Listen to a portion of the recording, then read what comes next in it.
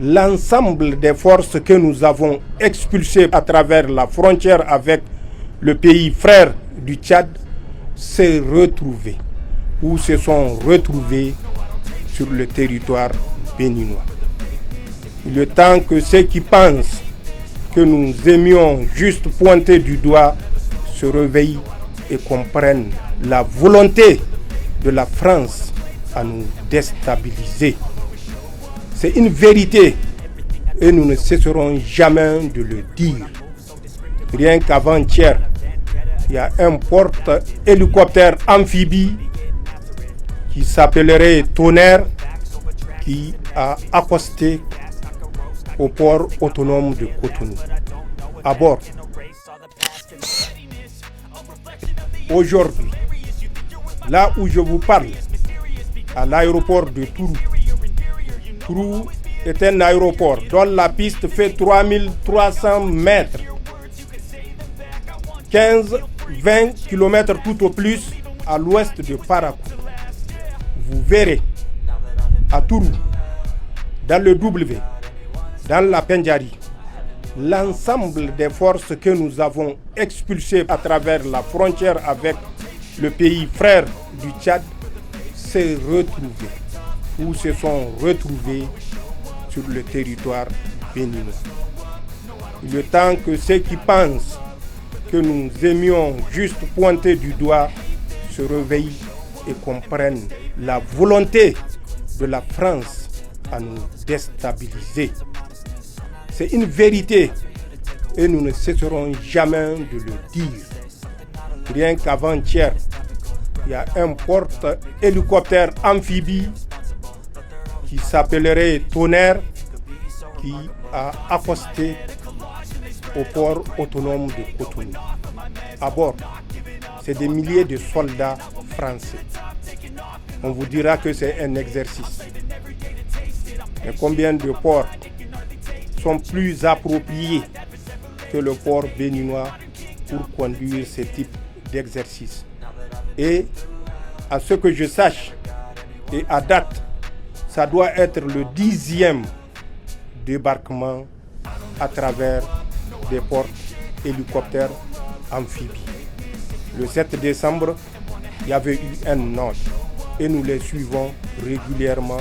Ils doivent être à leur 10e débarquement à Cotonou. C'est pour ça. Malgré l'accalmie, malgré la reprise de l'initiative, nous vous appelons à la vigilance. En déploiement comme en cantonnement, restez vigilants.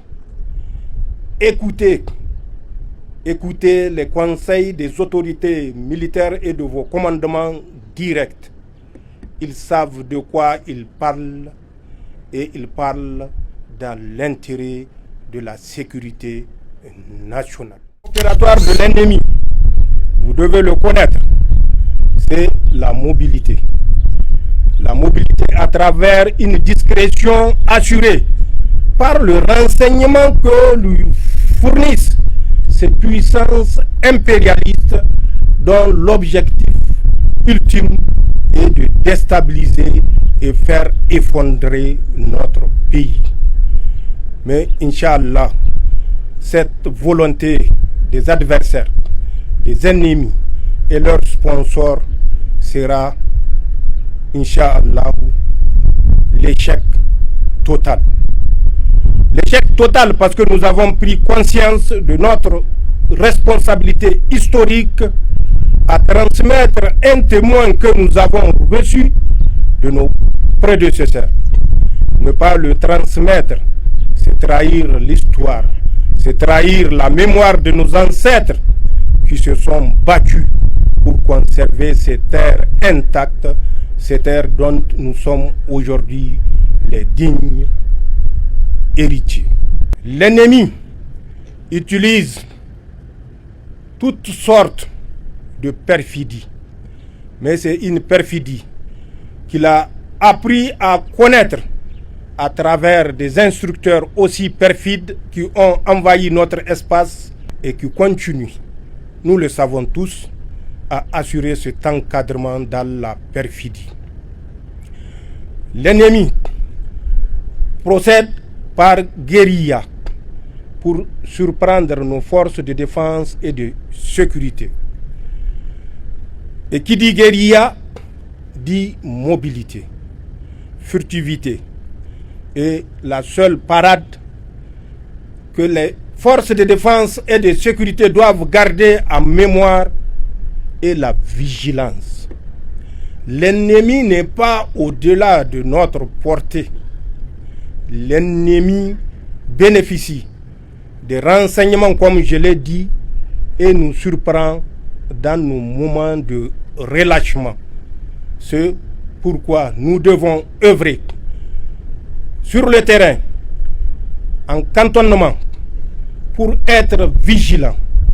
La vigilance doit être une permanence au sein des forces de défense et de sécurité qui sont structurées, organisées pour que les missions s'exécutent de façon rotative et de nature à permettre à chaque instant à des troupes fraîches d'être à l'avant-garde pour sécuriser l'ensemble de notre territoire.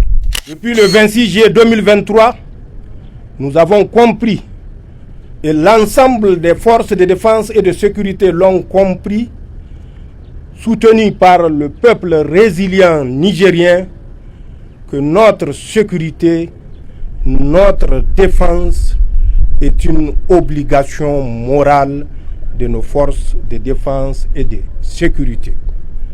Cette obligation a besoin de l'accompagnement du pouvoir pour qu'elle exécute les missions qui leur sont confiées et qui sont connues de tous, reprendre l'initiative, garder l'initiative et débarrasser notre espace de tous ces criminels, mercenaires et leurs sponsors. Et Inch'Allah, c'est un serment. L'État ne faillira pas dans le soutien qu'il doit apporter à l'ensemble de nos forces de défense et de sécurité. Mais pour que la lutte soit plus efficace, les forces de défense et de sécurité doivent apprendre à connaître l'adversaire, à connaître l'ennemi, à connaître son mode opératoire pour toujours garder l'initiative.